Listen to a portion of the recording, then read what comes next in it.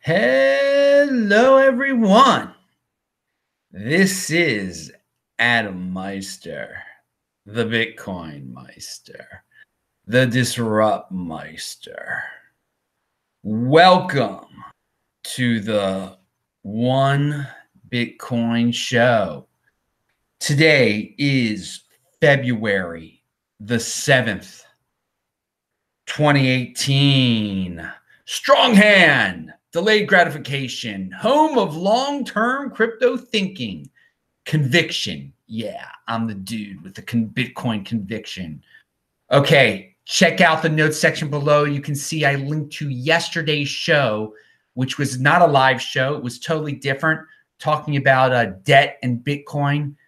You really got to check it out. It's filmed with my nice camera. I was going to film it outside, but there were some issues with noise and people kept on walking in front of the camera. So check it out. Also, links to get your Trezor, Ledger Nano, CryptoHWWallet.com, and of course, Crypto Graffiti with these t-shirts. So this week in Bitcoin will be on Friday at 9:45 a.m. Eastern Time. And we're going to have a guest on from India. Now, the question is India going to be the Bitcoin country of 2018, like South Korea was the Bitcoin country of 2017, and maybe China was the Bitcoin country of 2016 or 2015? I started to think about it in that perspective, because there is going to be some country that steps it up in some major way in terms of its people just massively buying Bitcoin, or maybe the government will announce that it's massively buying Bitcoin. Who knows? But there is going to be some country that steps it up. So I thought maybe it'll be India. So we're having another guest from India, if all goes well, 9:45 a.m. on Friday this week in Bitcoin. But of course, it's we still have a Thursday show before then also. So keep tuning in here. I post a new show here every day. And also, Paul will be on to talk about the Lightning Network, which I know all of you will have questions about. Everyone loves to hear about the Lightning Network, and Paul was great last time talking about it, so he's going to talk about it this time also. And Money Trigs. You all love Money Trigs from Twitter.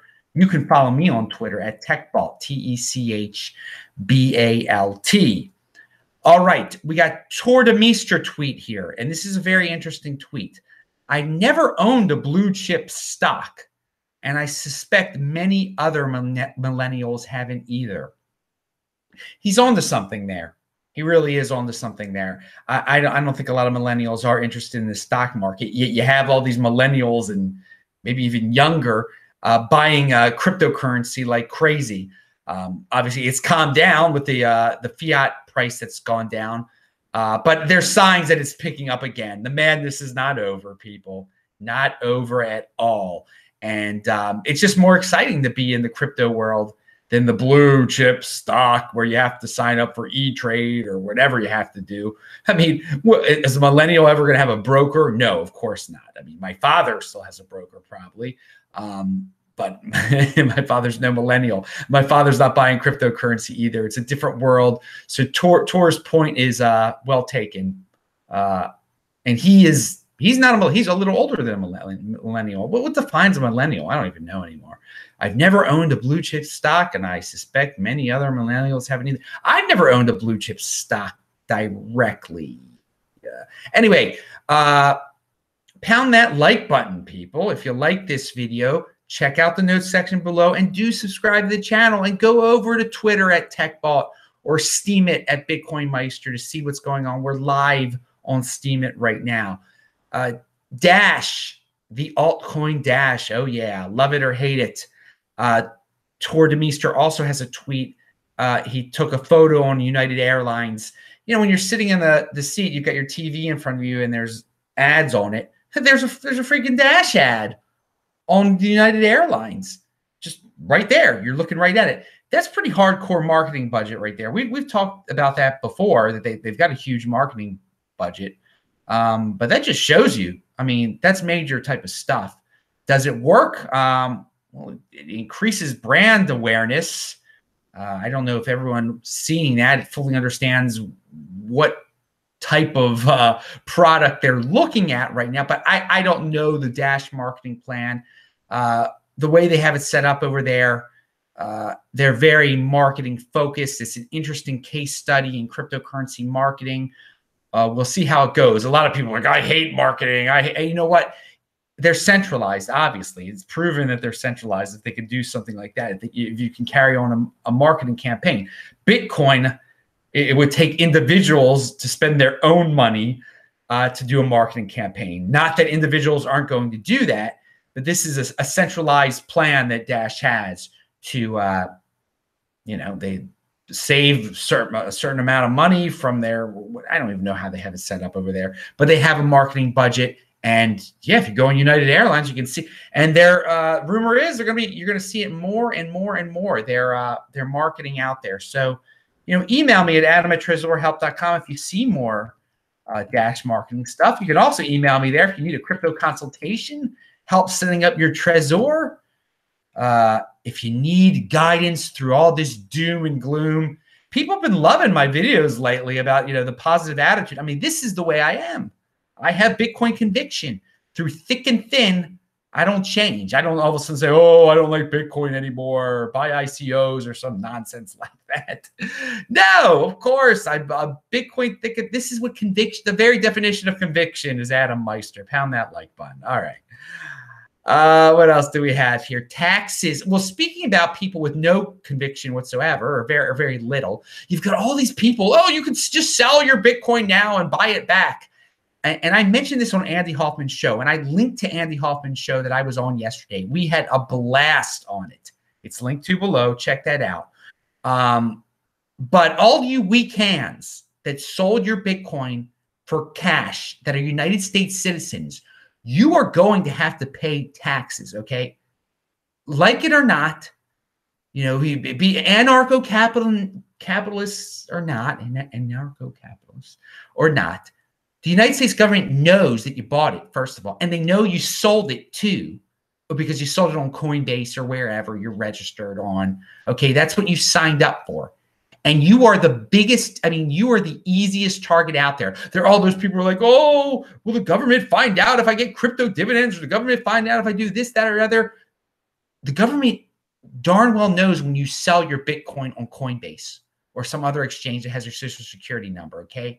And you're going to have to pay, and if you might have to pay some short-term capital gains taxes on that too. If you just bought it, 3 months ago, and now you're panic selling it. So what these people out there who tell you, sell your Bitcoin, it isn't that hard. You could just buy it back for cheaper later. Well, first of all, there's no guarantee in that. Second of all, the only guarantee in playing that little game that these no coiners are telling you to do is you're going to have to pay a lot of taxes. That's another reason why buying and holding is the best option out there. It's what I preach. It's what I do. It's what I live.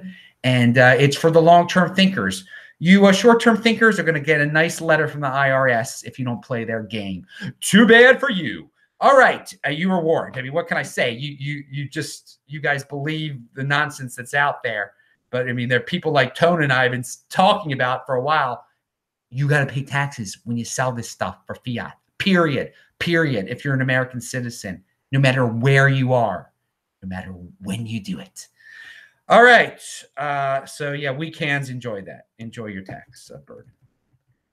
Okay. Well, first of all, people are also asking about this Bitcoin hearing or cryptocurrency hearing that was yesterday in Washington, D.C., with all these silly senators. And apparently a few said some good things. And I think the market took it as a positive. So people want to hear me say oh, it's great. No, I don't care. They can't change Bitcoin. If there would have been bad news that came out, I would have said the same thing.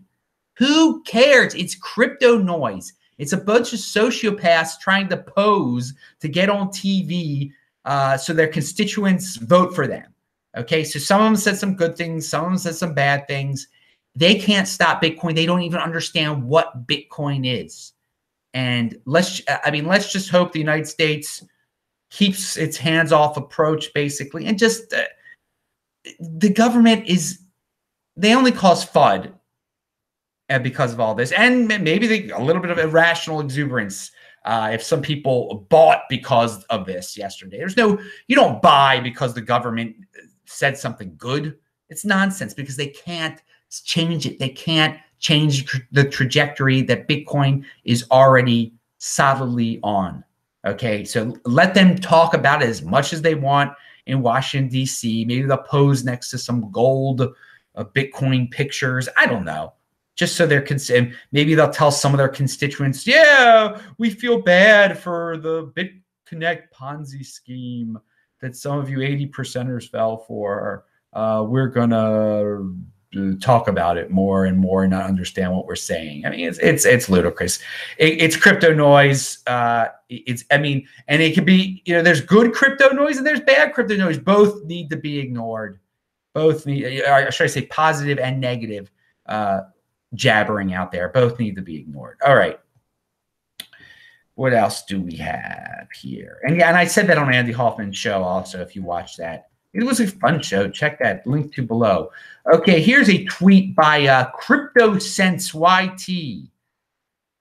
With any explosive growth, a correction is inevitable. The only variable you have control of that matters is how you react. Do you react in fear and follow the herd? Or do you stop, learn, think, compose yourself, and react appropriately? There you go. Long-term thinking. Don't be impulsive, people. That's basically what it boils down to there. Something that was really impressive to me and just shows you what dreaming is all about and what intelligence and aiming high is all about is this Falcon Heavy rocket launch that happened, was it yesterday? I don't even know what day it is anymore. And that was by Elon Musk. It was so impressive to see the boosters come back and land on Earth, and it's a technological marvel. And let's aim high here. And maybe some of the Bitcoin billionaires of the world, the future Bitcoin billionaires of the world, can help fund projects like that get us off this rock, that maybe get us colonizing Europa or the moon of Saturn. I don't believe we can really colonize Mars. That's a whole other story, though. I wanted to say something else about Andy Hoffman's show. Right after Andy and I got off, ended our conversation yesterday, there was another major earthquake here in Taipei. Unbelievable. The whole building shakes again. It's crazy. It really is crazy. That would have made for some great a YouTube moment had we been on the air and it happened. I literally missed it by 5 minutes. Andy and I had been talking off there for a few moments, and then again, I hung up, and then boop, right away, there's a major earthquake.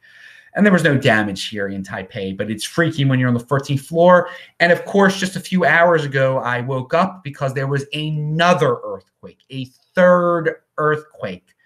This one did not feel as large as the other one.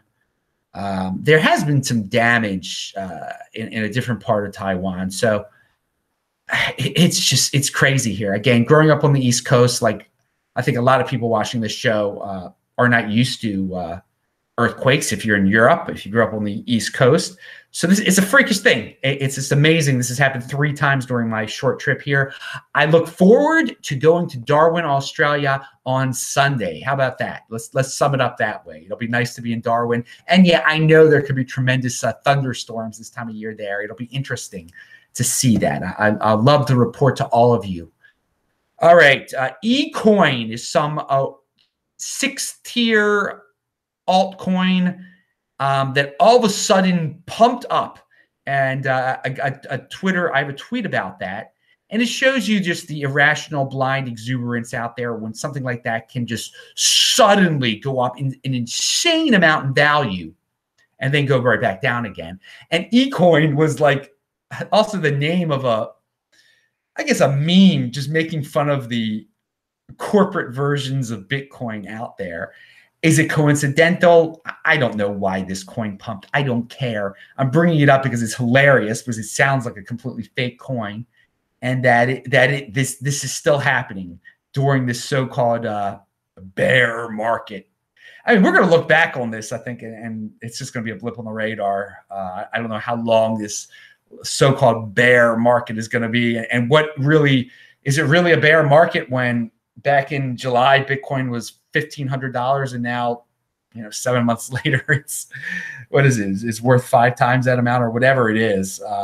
That's I don't really care. It's choose your own time period. But yeah, these altcoins are going to be, as I said on Andy's show, also it's cyclical. They're all going to pump again. Okay. And especially Bcash.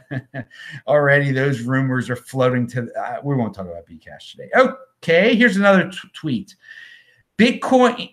Oh, this is a Andy Hoffman tweet. Andy Hoffman quote that Victor Artless tweeted out, because during the show I said, Andy, that was a great quote. Someone's got to tweet that out, or I said something like that. Anyway, Bitcoin is more of a reserve currency for cryptos than the dollar is a reserve currency for the rest of the world. The world can do without dollars, but altcoins cannot do without Bitcoin. Andy Hoffman. Yeah, that is a good one, dude. That was a good one. Pound that like button, people. All right. And if you're in the chat right now, we'll probably only got like a minute left of this show. I can do the super chat if you've got any questions. I'll answer your questions. Otherwise, I can't see you. What else was okay? So, what price is the? Oh yeah, people were asking, what's the bottom for Bitcoin? What's the bottom for Bitcoin? And I don't know what the bottom for Bitcoin. The bottom for Bitcoin is what price would get you to freaking back up the truck and just buy like crazy. I've got a price that would get me buying again. I mean, it's pretty darn low because again, I've got it set up so that I get this stuff for free. I mean, from the Steam it, from the crypto dividends, and so can you. You can be that person too, man. You don't have to buy it anymore. You can earn it. You can set up a business where you earn it. But as the Ted DiBiase used to say, everybody's got a price. Everybody's got a price where they back up that truck. And maybe there were a lot of people that started backing up the truck and buying it at 6,000. I don't know. I don't know. Right now it's what is the price right now? I don't even know what it is right now. What is it, 8,200 or something like that? I don't even know anymore. Who cares? That's the beauty of this, man. You wait again, long-term thinking, people, and conviction. Believe in it. All right, I'm Adam Meister, the Bitcoin Meister, Disrupt Meister. Remember to subscribe to this channel, like this video, share this video. Do check out the notes section below. I will say hello to you guys in the chat right now. Bye-bye.